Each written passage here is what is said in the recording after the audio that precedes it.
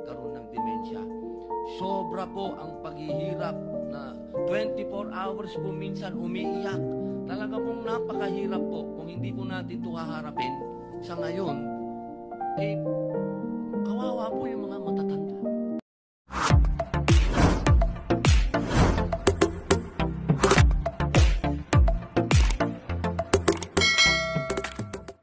Senator Robin Padilla inamin sa publiko na nakakaranas at nagsasuffer ngayon ang kanyang ina na si Mommy Eva sa sakit na demensya.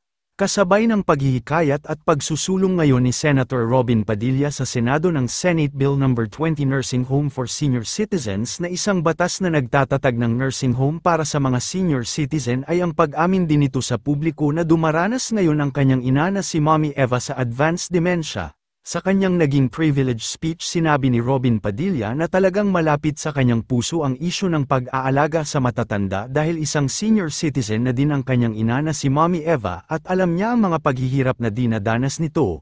Mula naman sa official Facebook page ni Robin Padilla ay nagbahagi din ito kamakailan lamang ng isang video kung saan ay mapapanood ang kanyang sakripisyo at pag-aalaga sa ina. Kalakip ang naturang video ay sinabi din ito sa kanyang naging caption na sa edad nga umano na 90 years old ni Nanay Eva na dumaranas pa nga ng demensya ay ramdam niya daw umano ang bigat at hirap na pinagdadaanan ng mga katulad ng kanyang ina na isa ng senior citizen at may sakit pa. Narito ang kanyang naging buong caption, aniya. Ang aking ina ay 90 taong gulang at may demensya. Kaya ramdam ko po ang bigat at hirap na pinagdadaanan ng ating mga nakatatanda at ng kanilang pamilya. Kaya naman po taimtim kong hangad na mabigyan sila ng maayos na kalinga at tunay na malasakit upang masiguro na ang ating mga lolo at lola ay mamumuhay ng may dignidad at pagmamahal hanggang sa kanilang huling mga taon.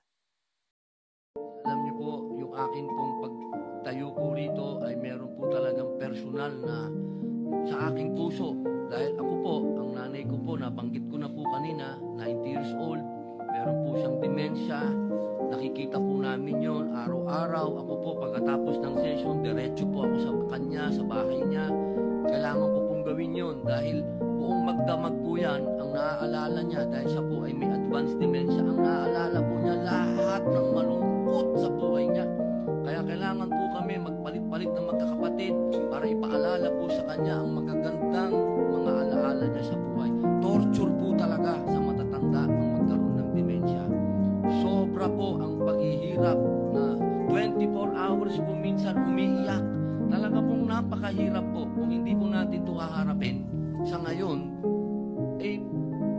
Kawawa po yung mga matatanda. Opo, pangunahing tungkulin ng pamilya ang pag-aaruga sa matatanda. Ngunit, hindi lahat ng pamilya ay may ganitong kakayahan.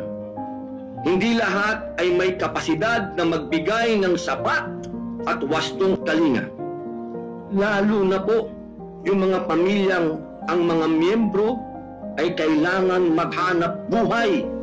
Hangarin po ng panukalang ito na ang ating mga senior citizens ay mabigyan ng komprehensibong kalinga sa loob ng isang pasilidad na mararamdaman po nila na sila ay binibigyan pansin, inaaruga at pinoprotektuhan. Sa pasilidad pong ito, sisiguraduhin po na bawat matanda ay mabubuhay ng komportable at higit sa lahat ay mabubuhay ng may dignidad.